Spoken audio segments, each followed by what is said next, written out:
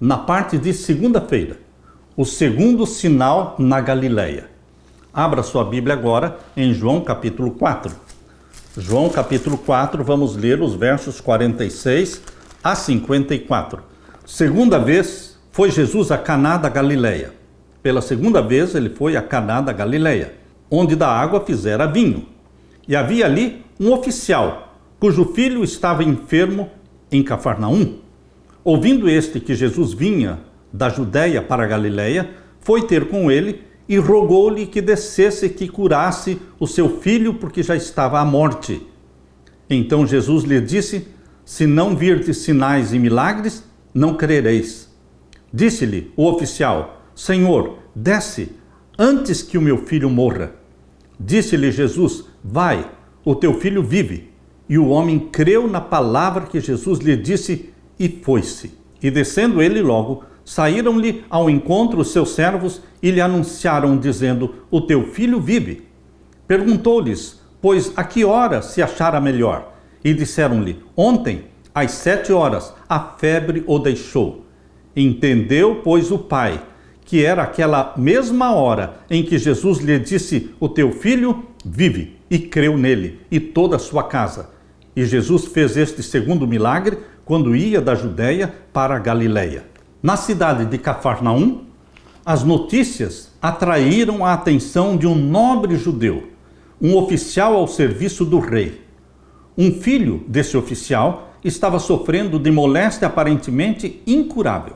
Os médicos o haviam desenganado, porém, ao ouvir o pai falar de Jesus Cristo, decidiu rogar auxílio de Jesus. A criança estava muito mal e temia-se que não viveria até o seu retorno. Mas o oficial resolveu que deveria ir pessoalmente apresentar seu pedido a Jesus Cristo. Chegando a Caná, encontrou uma grande multidão rodeando Jesus. Coração ansioso, procurou abrir caminho até a presença de Jesus. Ao ver aquele homem simplesmente vestido, poento, exausto da viagem, vacilou a fé daquele oficial. Duvidou que esse homem pudesse curar o seu filho. Obteve, porém, uma entrevista com Jesus e expôs o objetivo da sua presença e rogou ao Salvador que o acompanhasse até a sua casa.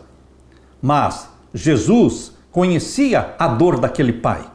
Antes que o oficial houvesse partido de casa, Jesus viu a aflição daquele pai. Sabia que o pai estabelecera em seu espírito condições para crer em Jesus. A menos que ele cure o meu filho, eu não o aceitarei como Messias. Enquanto o oficial esperava pela resposta de Jesus, Jesus disse: se não virdes sinais e milagres, não crereis. No entanto, aquele oficial, aquele pai aflito, ele possuía um certo grau de fé, pois saiu de casa e veio até Jesus Cristo fazer o pedido. Jesus tinha um dom ainda maior para dar para aquele pai.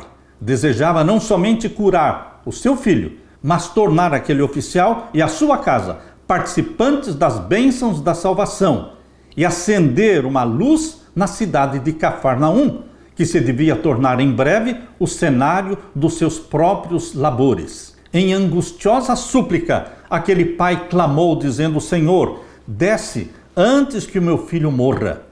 Sua fé se apoderou de Jesus. O Salvador não pôde recusar o pedido daquela alma aflita. E então Jesus disse: vai, o teu filho vive.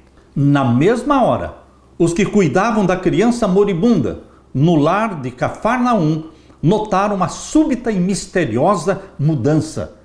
Ergueu-se do semblante daquele menino doente, ergueu-se do seu semblante a sombra da morte. O rubor da febre cedeu lugar ao suave brilho da saúde que voltou. Caná não ficava distante de Cafarnaum, de modo que o oficial poderia haver chegado em casa no mesmo dia.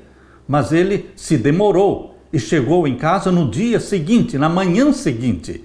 Estando ainda a alguma distância de casa, seus servos saíram correndo ao encontro dele, ansiosos de lhe sossegar a alma, que acreditavam que estava aflita.